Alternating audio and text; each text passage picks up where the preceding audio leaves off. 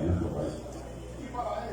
Funcionarios, dignatarios, dignidades masónicas, invitados de otros lares que nos acompañan, señoras y señores, mis queridos hermanos todos. Como bien decía el introductor, hoy es 5 de diciembre de 2022.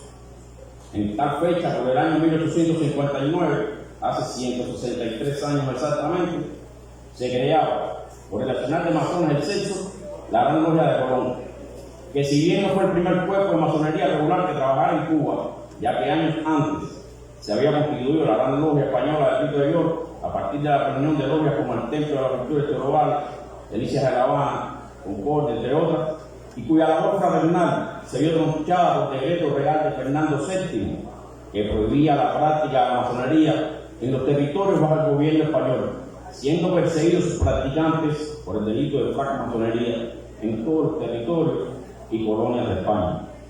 Es considerada la Gran Logia de Colón como la génesis de la masonería regular cubana y antecesora por antonomasia de la hoy Gran Logia de Cuba de antiguos libres y aceptados masones. Los cambios políticos ocurrieron en España en la década del 50 del siglo XIX y que tuvieron gran repercusión en Cuba, dieron la posibilidad de renacer de la labor masónica que había sido suspendida por aquel decreto real, constituyéndose en 1857 en Santiago de Cuba las logias Fraternidad número 1 y Prudencia número 2, las cuales, en conjunto con San Andrés número 3, fundada en noviembre del propio año y en esta ciudad oriental, propiciaron el nacimiento de la Gran Logia de Colón, siendo su primer gran maestro Francisco de Viñana. Días después, el 26 de diciembre de ese propio año, se funda el Supremo Consejo de Colón, siendo sus artífices principales, entre otros, Andrés Casar y Juan Refegas, y su primer soberano recomendador, el acaudalado comerciante Antonio Binet Figueroa. Sin embargo, apenas 3 años más tarde, es creado otro cuerpo masónico irregular, cuyo claro objetivo era la independencia de la patria, el Gran Oriente de Cuba y las Antillas, organizado por el hermano Vicente Antonio Vergara. A lo largo de casi 100 años, la institución masónica en Cuba sufrió varios encuentros y desencuentros, catarsis, sigmas y fusiones. Se crearon en el país disímiles cuerpos masónicos, matizados por problemas de regionalismo, políticas y otras diferencias existentes entre los masones de la época. No fue hasta la década del 40 del siglo XX que, después de entendimientos y concordia, y por la unión de aquellos cuerpos masónicos existentes, es que nace a la luz la Gran Logia de Cuba, antiguos libres aceptados masones, asumiendo el tríptico de amor fraternal, socorro y verdad, tal y como le conocemos en la actualidad, jugando un rol muy importante el inolvidable hermano Aurelio Almeida.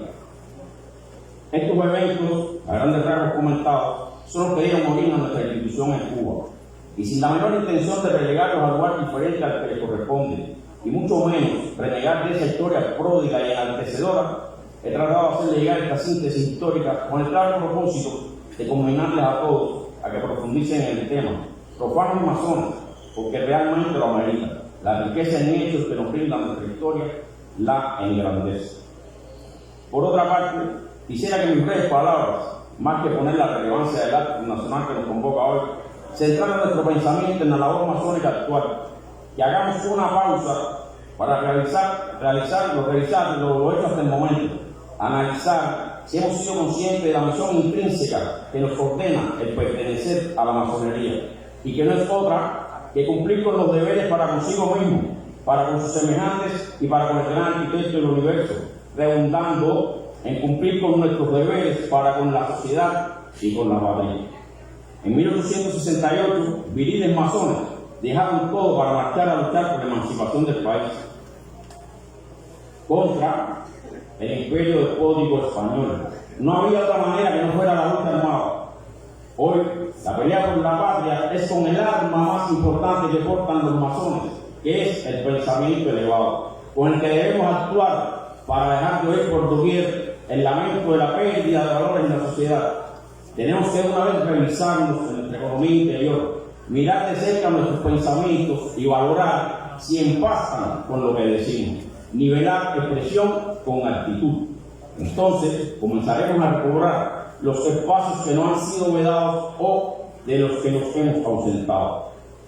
Cuando no se puede hablar con dignidad, solo es lícito callar, decía José Ingeniero. Y los miembros de esta institución hablaremos con dignidad cuando así seamos capaces de vivir, cuando no haya nadie que pueda cuestionar nuestras acciones individuales ni colectivas, cuando lo que estudiamos en liturgias y aprendemos en nuestra propia historia masónica sea afín con el accionar diario en nuestros propios medios. Un tema de recurrencia entre nosotros es la disyuntiva si la masonería interviene o no en la política. Refiriéndonos a uno de los antiguos límites adoptados contra la Gran Logia de Cuba, se sentencia que la masonería nadie rechaza por sus creencias o opiniones y no da cabida a debates de política ni de religión. Obviamente, cuando decidieron adoptar este landmark, nunca dijeron que no se autorizaba hablar de política o religión. Simplemente, el objetivo es no permitir debate o discusión apasionada de esos temas, en los cuales casi nunca hay consenso, y que por demás daría al traste con que se pierde la armonía y se pierda la concordia que debe caracterizar nuestras tenidas. Martí decía, la política es el arte de combinar para el bienestar presente interior los factores diversos u opuestos de un país.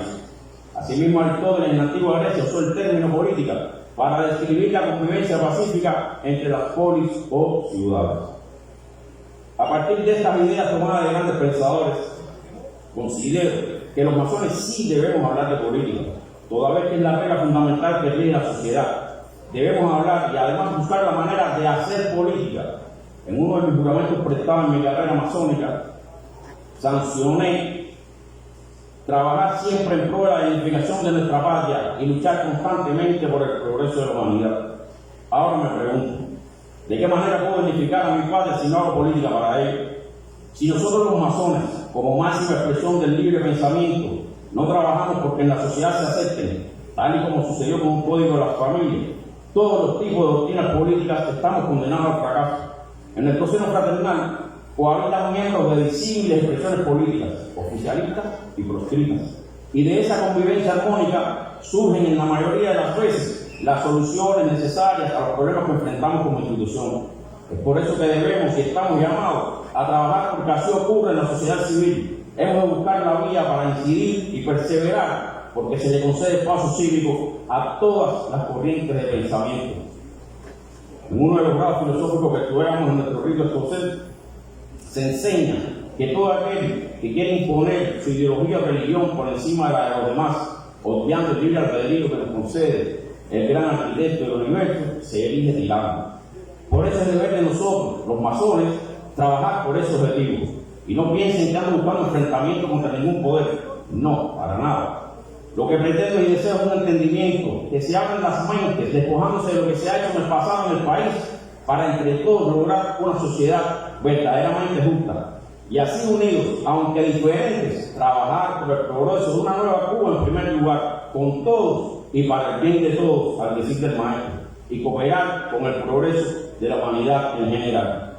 A la altura de 163 años, siento que se lo debemos a los que propiciaron encender a la luz masónica en Cuba, a aquellos fraternos que entregaron hasta su vida por una sociedad mejor, a los que han mantenido y mantienen la obra de la masonería hoy, a pesar de penurias y carencias.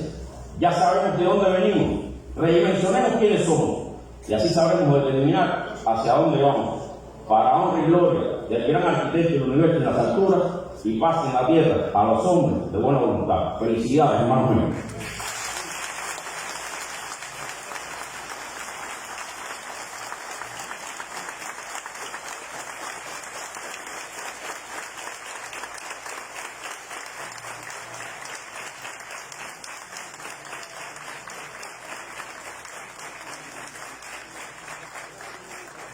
Agradecemos las palabras de nuestro